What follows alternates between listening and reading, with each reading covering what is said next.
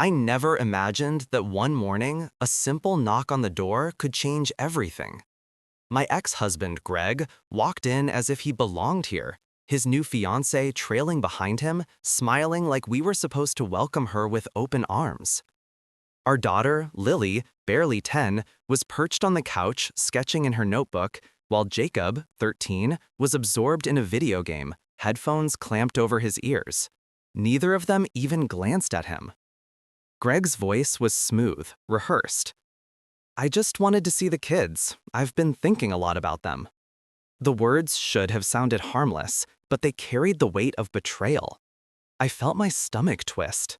This was the same man who, 3 years ago, packed his bags, left me in our small, cramped townhouse with Lily and Jacob, and moved across the country with his secretary. He'd left me to handle school drop-offs, bedtime routines, sick days, and bills while he started a new life. And now he expected us to welcome him back? Lily quietly closed her sketchbook, her little hands shaking. "Why are you here?" she asked softly. Her voice carried the kind of mistrust that only a child who's been abandoned can have. Jacob didn't even answer. He just lowered his gaze, tapping furiously at the controller. I let Greg continue, watching him fail to read the room. He brought out gifts, video games for Jacob, a shiny bracelet for Lily. "I just want to make it up to you," he said. His fiancée nodded, eyes sparkling as though generosity could erase years of hurt. But the kids saw right through it. Jacob's jaw tightened, and Lily said, "You can keep it. We don't want anything from you." My chest ached, not just for myself, but for the anger and confusion in their young faces. I remembered those long nights when they cried themselves to sleep because their father didn't come home. I remembered trying to explain why someone who promised forever could just vanish. Now he expected their forgiveness to come wrapped in shiny paper. I stepped forward, trying to maintain calm. "Greg, you can't undo what you did with a few presents. You left. You hurt them. You need to understand that." My voice was firm, steady, even as my hands shook. He opened his mouth to argue, but Lily's small voice cut him off. "We don't need you. You made your choice. We made ours." The room was quiet after that, except for Jacob muttering, "Yeah, and you better remember it." I watched my children reclaim their space, their dignity. It was a small victory, but it felt monumental. I realized then, more than ever, that protecting them would mean saying no to the person who once promised to be everything. And just like that, I knew this wasn't the end of Greg's attempts. But whatever he brought, however he tried, it wouldn't change what we had built together since he left. Our little world, messy and imperfect, but ours. Over the next few weeks, Greg didn't give up. He showed up at Lily's school for pickup, acting casual, smiling at teachers like nothing had ever happened. I had to bite my tongue every time he waved at me, pretending we were polite strangers. Jacob, ever the observant one, would glare at him from the car seat, refusing to answer any of his questions. Lily clung to me, whispering, "I don't want to talk to him. He's not my dad anymore." One afternoon, Greg parked outside our house again, this time with a bouquet of flowers and a small box tied with a ribbon. I could see Lily's face fall when she noticed him standing there. Jacob muttered under his breath, "Oh, here we go," and didn't even look up from his homework. I walked outside, keeping my voice calm but firm. "Greg, you need to leave. You're not welcome right now." He smiled, a little too wide. "I just want to spend some time with them. I'm trying, really." I shook my head. "Trying doesn't erase what you did. You left us for 3 years. You left them. You can't buy time back with flowers and toys." Greg's expression flickered between frustration and disbelief. "It's not like that. It is like that," I cut him off. "Do you know how many nights I stayed up worrying if they'd be okay? Do you know how many times Lily cried asking why you weren't home? Or Jacob, who stayed silent but carried a weight no kid should have to bear? You weren't there, and now you expect forgiveness?" He looked down at the flowers, then back at me, like he hadn't considered the magnitude of what he'd done. Lily's voice trembled as she spoke. "You can leave now. We don't need anything from you. You left us, remember?" Jacob finally tore his eyes away from his notebook. "Yeah, and just so you know, it's not just flowers that fix things. You don't get to pretend like nothing happened." Greg's fiancé, who had stayed silent until now, stepped forward. "Maybe they just need time. Give them a chance. He's trying to make it right." "Trying isn't enough," I said, my voice louder now because the rage I had held back for years surged. "Making it right isn't something you get to declare. It's something you prove. And he hasn't. Not even close." Greg's shoulders slumped, the confident mask slipping. He muttered something about wanting a relationship with his kids, but Jacob snorted. "You had your chance. We don't need you teaching us about relationships now. We've seen enough." Lily, brave but small, added, "And we don't care about your gifts. We care about you being a dad when it mattered. You weren't, so stop showing up like nothing happened." I stepped closer to the kids, putting a protective hand on each shoulder. The message was clear. We were a team. We had survived abandonment, heartbreak, and betrayal. And no flowers, no gifts, no apologies that came late would ever change the fact that we were stronger together. Greg turned, muttering something under his breath, and left. For a few moments, the silence was heavy, broken only by the kids' soft breathing. Lily whispered, "Thank you, Dad." I kissed her forehead and ruffled Jacob's hair. "We'll get through this, one day at a time, and no one can mess with that." Even as they returned to their routines, I knew this was only the beginning of his attempts, but for now, we had set the first boundary, and this time it would hold. A few weeks after his last visit, I noticed the pattern shifting. Greg was creeping back into our lives from new angles: social media messages, calls to Lily and Jacob, and then letters from friends and even his sister, trying to encourage the kids and convince I was blocking him from them. One evening, I found Lily in her room, her face dark with frustration. She was gripping a pencil so tightly it snapped. "They say I should forgive Dad. Why should I?" she whispered. I sat down beside her, gently taking her hand. "You don't have to do anything, Lily. Forgiveness is your choice, and only when, or if, you're ready." Jacob, as always, was blunt. He showed me the screenshots of Greg's messages, emojis, promises, invitations for fun adventures together. "He thinks we'll look at this and forget what he did," he muttered. I felt both irritation and exhaustion at the same time. Parenting alone isn't just long mornings, homework battles, and sports practices. It's the quiet, constant effort of healing children's hearts while shielding them from the chaos of someone who broke their trust. Every message, every attempt from Greg was like a tiny ripple trying to undo what we'd built. That night, we had a family talk in the living room. The kids were tense, but I let them speak. Lily asked again, "Why did he leave us? Did we do something wrong?" "No," I said firmly. "He left because of his choices. You did nothing wrong.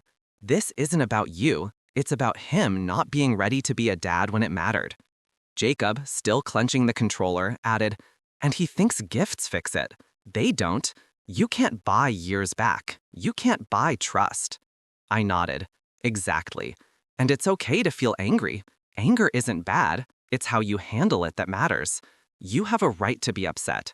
And I will always stand with you. We sat there for a while in silence, the weight of the betrayal settling around us like a thick fog. I could see their resilience, their growing understanding that loyalty and love aren't measured by appearances or promises. They're proven through actions. And for now, I knew that no one, not even their father, could take that away. Later, as they returned to homework and drawing, I felt a quiet relief. Greg's attempts would continue, I was sure of that. But for the first time in a long while, the kids and I were reclaiming our space, our peace. They were learning boundaries, and I was learning that being firm didn't make me cold. It made me their protector. A few days later, things got worse. Greg started recruiting allies. First, it was his sister, texting me with thinly veiled warnings about ruining the kids' relationship with their father. Then, friends from our old circle began chiming in. asking why I was so strict with the kids and suggesting they were missing out on a relationship they deserved. It was exhausting. Every phone notification made my chest tighten. One evening, Lily and Jacob came into the kitchen, both pale and anxious. "They're all saying we're being mean," Lily said, her small voice trembling, "that we don't care about Dad." Jacob threw his backpack onto the floor. "They don't get it. They weren't there. They don't know what it's like to come home every night without a parent, to sleep wondering if someone will show up." I knelt beside them, my hands on their shoulders. "You don't have to justify your feelings to anyone," I told them. "Not your father, not his friends, not anyone. You've been through a lot, and your feelings are valid." Greg eventually showed up himself, brazen as ever, trying to pressure the kids. He brought along a photo album, vacation brochures, and even a tablet loaded with videos of family adventures he thought might soften them. Lily's lip trembled as she stared at it. Jacob, on the other hand, leaned back, arms crossed, glaring. "I just want to make things right," Greg said, his tone almost pleading. Lily's voice was steady, despite the tears threatening to fall. "You didn't make things right when it mattered. You left us. We don't need your gifts. We need you to be a dad." Jacob added, his voice sharp, "And no one can tell us how to feel about that. You can't buy forgiveness, and you sure as hell can't make us pretend it never happened." I watched him falter, the confidence he'd carried into the room slowly unraveling. His fiancée tried to intervene, saying, "Come on, just give them a chance. He's trying." "Trying isn't enough," I snapped, my voice louder than I'd intended. "Actions speak louder than words. You left. You abandoned them. No amount of gifts, no smiles, no stories about fun trips changes that." Greg's jaw tightened. For a moment, I saw the old arrogance vanish, replaced by something like fear. He finally muttered, I thought it would be easier." "It's never easy to face the consequences of your own choices," I said, "and it shouldn't be. This is about your kids, not your comfort." After a tense silence, Greg finally left, slamming the door behind him. Lily sank into my arms, and Jacob slouched against the counter, exhaling sharply. "Thanks, Dad," Lily whispered. "I didn't think I could say it myself." I hugged her tightly, thinking about how far we'd come. We were battered, yes, but unbroken. And no matter what tactics Greg tried, no matter how many people he roped in, he couldn't undo the resilience we'd built together. It didn't take long before Greg's next attempt hit us like a storm. This time he went bigger. He sent a sleek black SUV to our driveway with an itinerary for a weekend family getaway he claimed would heal everything. Lily stared at it through the window, her eyes narrowing. Jacob's jaw tightened as he crossed his arms. "I don't want to go," Lily said firmly. "He can't fix this with a trip."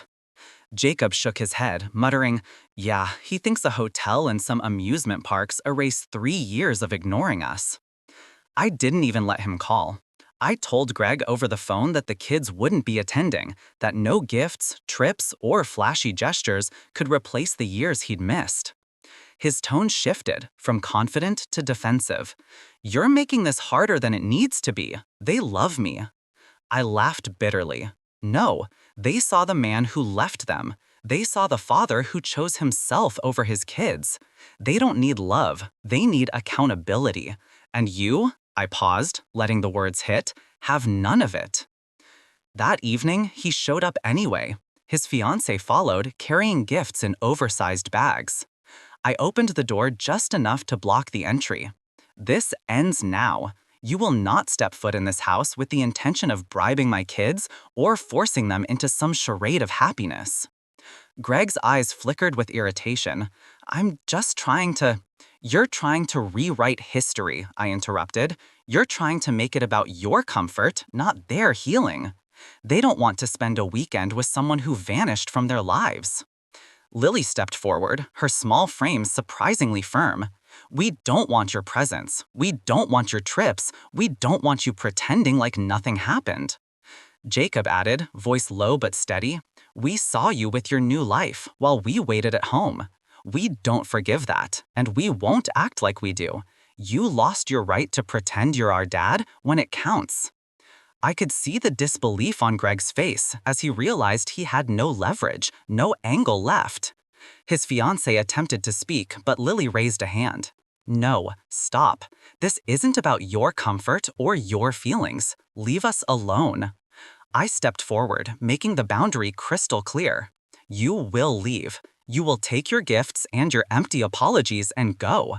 This house, this family, isn't yours anymore to manipulate. Greg muttered something about unfairness, but I didn't listen. I shut the door firmly behind them. Lily leaned against me, her small hand gripping mine. Jacob let out a long breath, finally releasing the tension he had held for weeks. That night, as we settled into our quiet home, I realized something. This wasn't just about rejecting Greg anymore. It was about teaching Lily and Jacob that boundaries matter, that actions have consequences, and that family isn't measured by appearances. It's proven through loyalty, respect, and presence. For the first time in years, I felt a sense of calm wash over me. No gifts, no manipulation, no pressure could break the trust we had rebuilt among us. And in that quiet moment, I knew we were finally, truly safe together.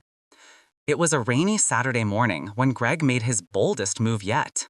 He showed up at the school during the parent-teacher conference, unannounced, with a smug grin that immediately set my teeth on edge. His fiancée trailed behind, camera in hand, clearly planning to document a happy reunion. I could feel Lily and Jacob stiffen the moment they spotted him. I just wanted to see my kids, Greg said, voice dripping with fake sincerity. They've been avoiding me, and it's not fair. Lily's eyes blazed. Fair? You think it's unfair that we're protecting ourselves from someone who left us?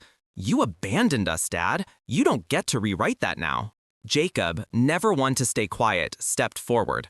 Yeah, you think showing up uninvited with a camera and gifts makes everything okay? It doesn't. You can't buy back what you broke.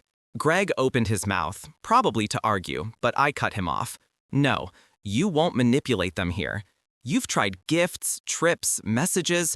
You've tried everything except taking responsibility, and that's the only thing that matters. The teachers and other parents nearby exchanged awkward glances, sensing the tension. I ignored them.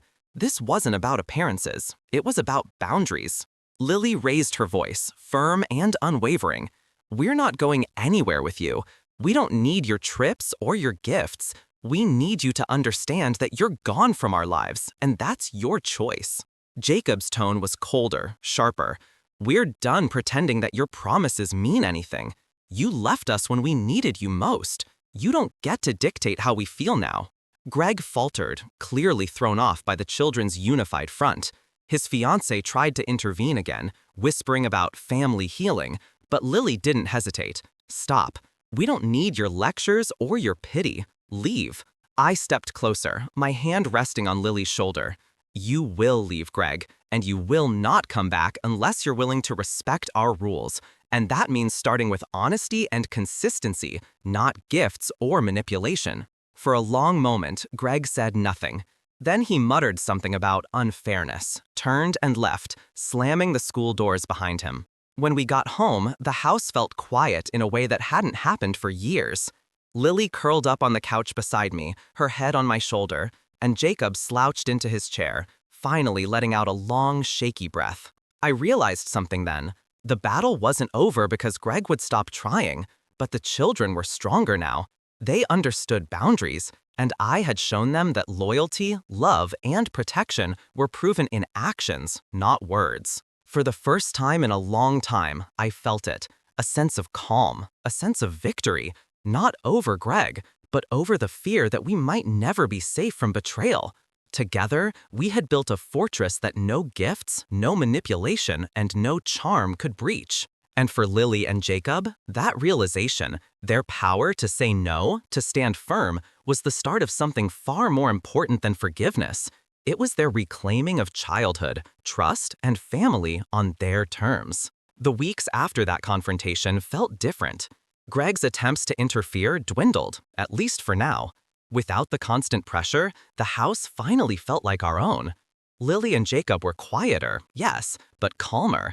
They moved through the days with a sense of control, knowing that their voices mattered and that boundaries weren't just words, they were defended. One evening, as I watched them finish homework at the kitchen table, Lily paused, looking up with a small, tentative smile.